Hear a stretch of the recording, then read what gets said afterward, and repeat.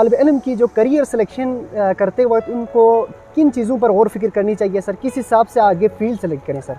What are the strategies through which we can recognise our interest sir? इसका मतलब ये हुआ कि आजकल एक जो बेसुकूनी की सी कैफियत है वो सोशल साइंस और ह्यूमैनिटीज़ से लाइल्मी की वजह से है। हमारे नाजरीन आपके लिए एक प्लस पॉइंट यहाँ पर ये है कि सर मोहतरम जीबी कॉम्पिटिटिव में रिसेंटली इन्होंने रिटन टेस्ट अच्छे नंबरों के साथ पास किया है। बिस्मिल्लाहिर्रहमानिर्रहीम, अस्सलाम वालेकुम नाजरीन, मेरा नाम मोहम्मद नईम और आज आप लोगों की खिदमत में एक खूबसूरत प्रोग्राम के साथ मैं हाजिर हुआ हूँ।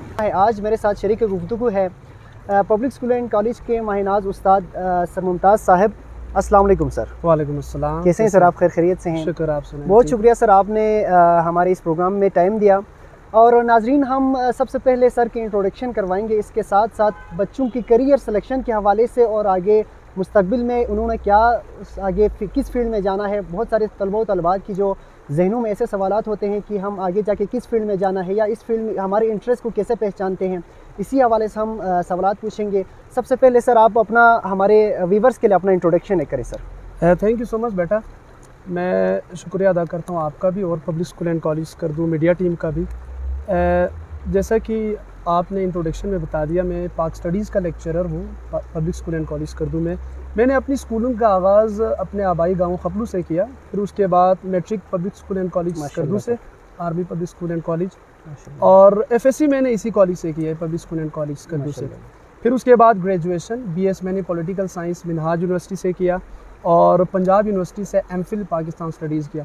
तो मैंने लाहौर में भी मुख्तलिफ स्कूलों में भी पढ़ाया, दी एजुकेटर्स में, दी पंजाब स्कूल में। फिर उसके बाद मैंने सोचा कि मुझे पे बैक करना चाहिए। सही सर। लिहाजा मैं इधर आया और अपने बच्चों को पढ़ाने के लिए पब्लिक स्कूल एंड कॉलेज में अभी लेक्चरर के तौर पर काम। माशाल्लाह सर, माशाल्लाह सर। जैसे कि मैंने अभी बता दिया कि हमारे इस प्रोग्राम का मकसद है कि करियर सिलेक्शन के हवाले से बात करना।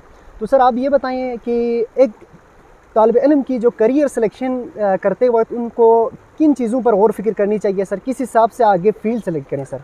बहुत अच्छा सवाल आपने किया। ये एक प्रॉब्लम है जो हर स्टूडेंट फेस करता है, खुसूसन पाकिस्तान में और उससे भी खुसूसन हमारे गिलगित बल्तिस्तान में।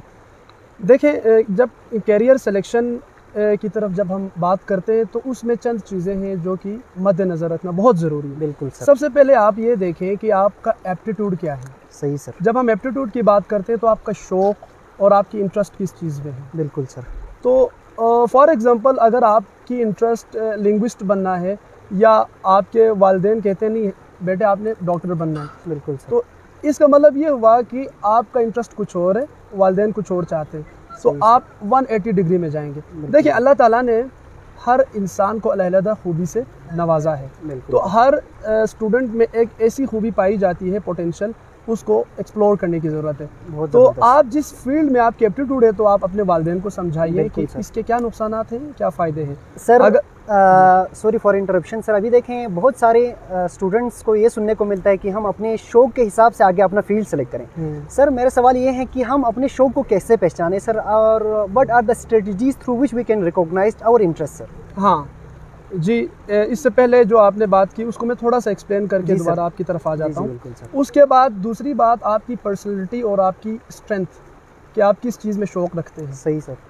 अब जिस चीज़ में आप शौक़ रखते हैं, जब आप सेकेंडरी एजुकेशन हासिल करते हो तो आपके अंदर से एक आवाज़ आ जाती है कि मेरा इस सब्जेक्ट में दिलचस्पी है। बिल्कुल। आपका खुसूसी कुदरतन उस तरफ रुझान चला जाता है, आप उसी की तरफ जाएँ। बिल्कुल। फिर उसके बाद जो आप ग्लोबल मार्केट देखें, ग्लोबल मार्केट में डिमांड किस चीज़ की है। सही सर।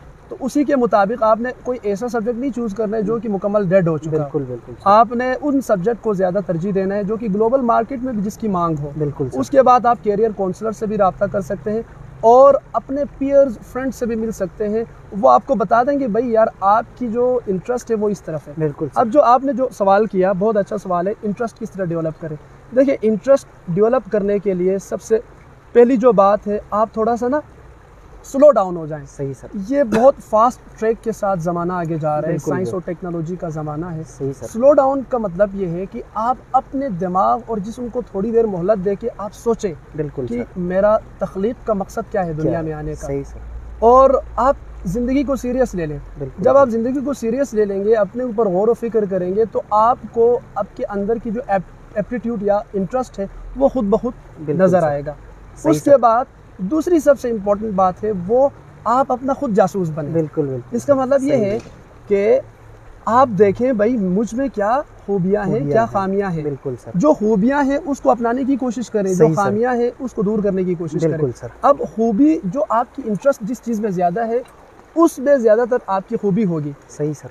ठीक है जी। बिल्कुल। आप अपने आप का खुद जासूस बने। और तीसरी जो इम्पोर्टेंट बात है वो है अपने आप को इजाज़त दे दें अपने आप को एक्सप्लोर करने की। सही सर। बिल्कुल। जब आप अपने आप को इजाज़त देंगे, आप मुख्तलिफ़ किताबें खंगालेंगे। जब आप लाइब्रेरी में जाते हैं तो आपकी इंटरेस्ट जिस तरफ होगी, आपका तवज्जो उस किताब की तरफ जाएगी, आपका हाथ उस किताब की तरफ बढ़ जाएगा जिसमें आपकी इंटरेस्ट है। सही सर। या आप फील्ड में जाते हैं तो आप उन चीज़ों की तरफ ज़्यादा रुझान हो जाएंगे जो आपके अंदर से एक आवाज़ आ जाती है। बिल्कुल। तो इस तरह आप अपने जो एक्सप्लोर करें। शुरू में आपका जो इंटरेस्ट है वो बहुत वास्ट होता है, लेकिन जो आप आगे बढ़ते हैं और इन्फॉर्मेशन लेते हैं, मुख्तलिफ चीज़ों में अपने आप को एक्सप्लोर करते हैं, तो आपका जो इंटरेस्ट है वो नैरो डाउन हो जाए। बिल्कुल बिल्कुल। और आपको पता चलेगा कि मैंने एक सर्टेन मंजिल मकसूद तक जाना है। बिल्कुल। फिर जो तीसरी इंपॉर्टेंट बात है वो आप अपने पीयर से मिलें।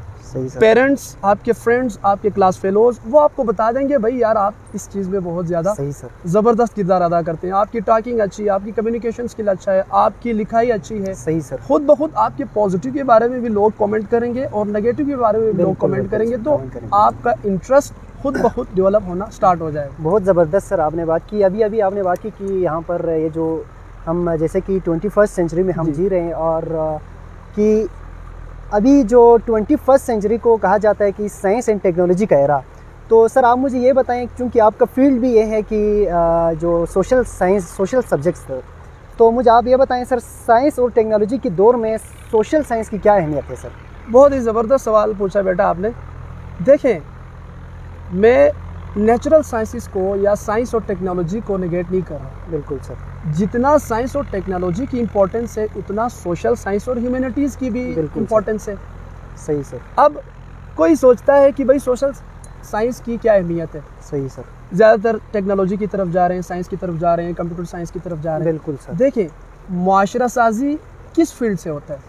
सोशल साइंस से होता है। सही सर। ह्यूमैनिटीज़ से। बिल्कुल बिल्कुल सर। कहा जाता है कि दुनिया में बहुत ज़्यादा एजुकेटेड लोग हैं। दुनिया को आजकल एजुकेटेड से ज़्यादा पुरअमन लोगों की ज़रूरत है। बिल्कुल। देखिए, को एग्जिस्टेंस, पीसफुल को एग्जिस्टेंस पॉसिबल है आपकी सोशल साइंस से। सही सर।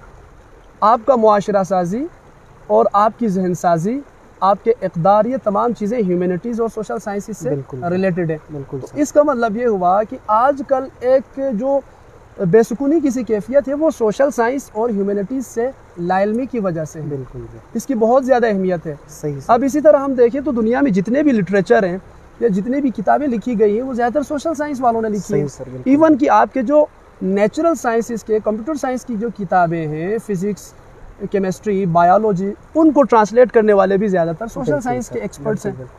तो देखें, जब आप सोशल साइंसेस पढ़ेंगे तो आपको मुख्तलिफ दुनिया के कल्चर की समझ आ जाएगी। सही सर। तहजीब की समझ आ जाएगी, तमद्दुन क्या है आपको पता लगेगा।